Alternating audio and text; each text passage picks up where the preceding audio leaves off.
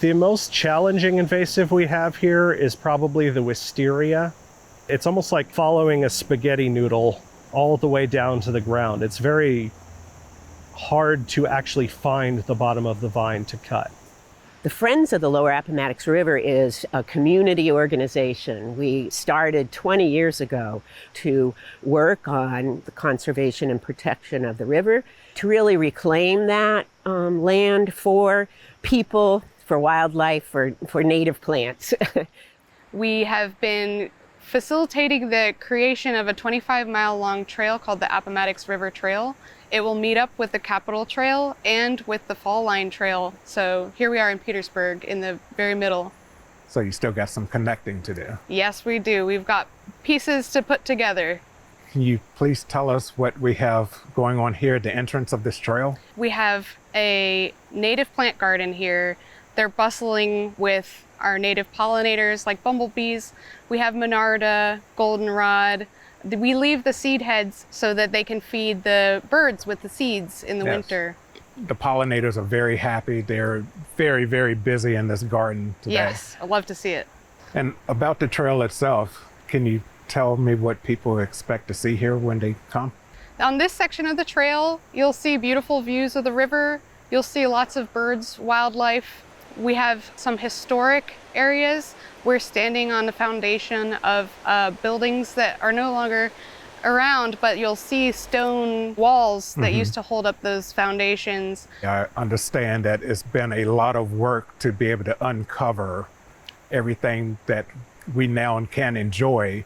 So can you tell us a little bit about the bad as opposed to just the good? Yes. We do invasive plant removal. Invasive plants have an advantage over our native plants due to their aggressive growth and not having any predators, where our native species have lots of predators that like to chew on them. The invasive plants go by scot-free without any predators at all. So they can take over these natural spaces. Quickly. And part of what we do with volunteers is we remove invasive species so that we have higher survival rates of our natives and help the population of the native species going all the way up the food chain. Now, can you show me the trail? Yes, let's take a look at the invasives that we're dealing with. Yes. I see that you have clipped something. Can you explain what you have in your hand? Yes, this is Tree of Heaven. The scientific name is Ailanthus altissima. It is an invasive tree that is very, very common in this area. And you can identify it from its lookalikes by sort of a mitten thumb on the base of the leaf, and also by its smell. If you crush the leaf and smell it, it has a very distinctive, sort of like unappealing food smell. Yes. Something you don't want to eat, but kind of smells like food. So it is definitely a nuisance. And I actually see along the trail too, we've got another one, wisteria. There's quite a bit of wisteria along here, and that's sort of the main plant that we've been addressing with our volunteers. It has a habit of climbing trees and mounding over them and completely blocking the sunlight from getting to the tree canopy. We cut it back so that also it doesn't wrap around the trees tightly and girdle them, cutting off that tree's circulation. We call it freeing the tree. So this is your common method of how you take care of the wisteria? Yes, we would cut within 6 inches of the ground, and we would apply herbicide to that cut at the root so that it would kill just the root of that plant. We'll leave it on the tree so that we don't pull down those branches with volunteer effort. The volunteer effort is already good once the vine is cut and the root is dead. We just want to see that plant gone, but it can stay in the tree. You don't want to damage the tree, so it would just die off naturally and eventually fall off. Yes, exactly right. And then I'm noticing another invasive. Yes, we have another invasive here, privet. It is an evergreen plant, very common in gardening. People love to use it as a hedge plant in gardens. However, it is an invasive species. It invades woodlands like this, taking up space which would otherwise be used by a native plant to grow in that area. They can become as big as trees as well, so they really take up a lot of room sometimes. Nice. Let's go see what else the trail has to offer. Oh, here, look at this. Oh, wow. Look at these sunflowers. We have an opportunity for natives like this to come back into this space because of our invasive plant removal. You see these perennials that would have been here naturally that haven't shown up here in a long time, but they still had their seeds in the seed bank here.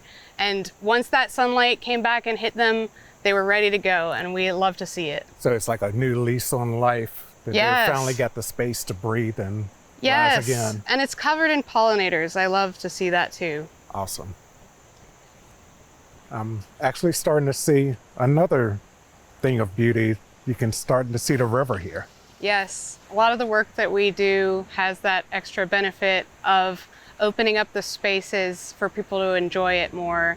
When the invasives encroach, they can shroud the area, block out the sunlight, but here we have these beautiful views of the river where you can see river otters, you can see blue herons, green herons, you can see eagles, beautiful wildlife and beautiful water to sit by and relax.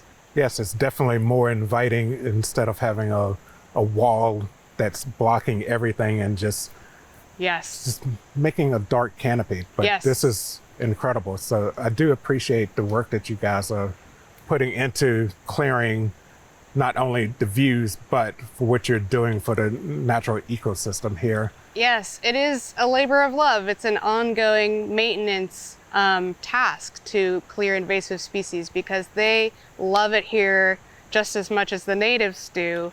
But by removing them, we are continually providing for the ecosystem, for the bugs and then the birds that eat the bugs, and all the way up the food chain. Those plants are providing for the wildlife that would be here. Thank you for the tour, and I think I'm going to spend some time and explore this trail a little more. I love that. Yes, please. Yes. It's a beautiful day. One thing I would ask people is to not plant new invasive plants, and if they do have invasive plants on their property, to remove them, because all of these plants are prolific reseeders. And so if we reduce the amount of invasive species in Petersburg or in any urban area, we can reduce the invasive species pressure in natural areas like this. We've seen so much growth and interest and understanding of the importance of conserving our river and the natural surroundings to it. It is a big job, but the community is behind it. And we know actually from experience that when you have access to the river, you learn it, you love it, and you want to protect it.